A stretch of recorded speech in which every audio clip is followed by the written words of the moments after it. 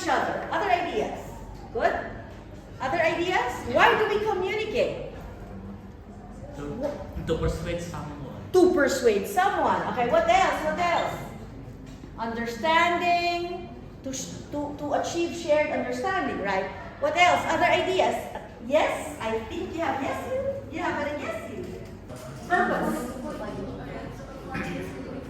To avoid misleading information. That's good. What else? Scary as the one when people have screenshots, right? Anyway, we don't want to be unprepared. So when we take this to business and to organizations have to always be on the prevention or the preventive side. We always have to be on the defensive stance. Okay? So that's how important risk communication is, especially with the technological advancements that we're using today. So here's the definition of risk communication.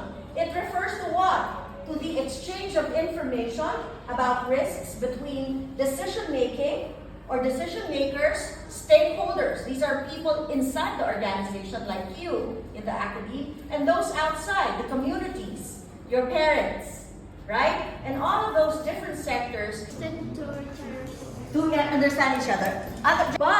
But not too many people know that communication can be a very powerful tool to prevent crimes, to prevent risks, or for us not to expose ourselves to risks, especially now that we are in the digital age, and that everything that we do now, including in our personal lives and in school, we use what?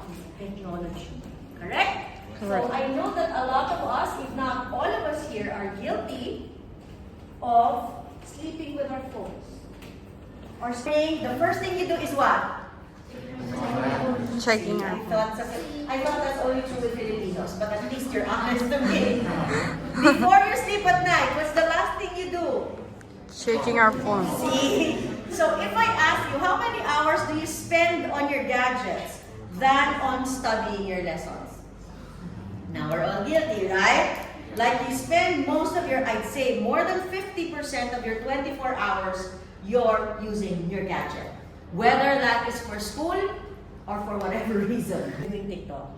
Before I start the class, when I enter the classroom, they're doing TikTok again. And I'd say, oh my God, you have all the time to edit for TikTok, yet you don't have the time to do your assignments. But anyway, get really high. Bread, rice. You eat rice here, right? Nasi.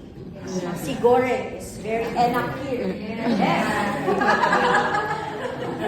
Right? Did I get it right? Yeah. Aside from ayam goreng, which is my favorite also. I like nasi padang. Nasi padang, okay? And then fish also is affected by inflation. Yeah. And I like gurami. See?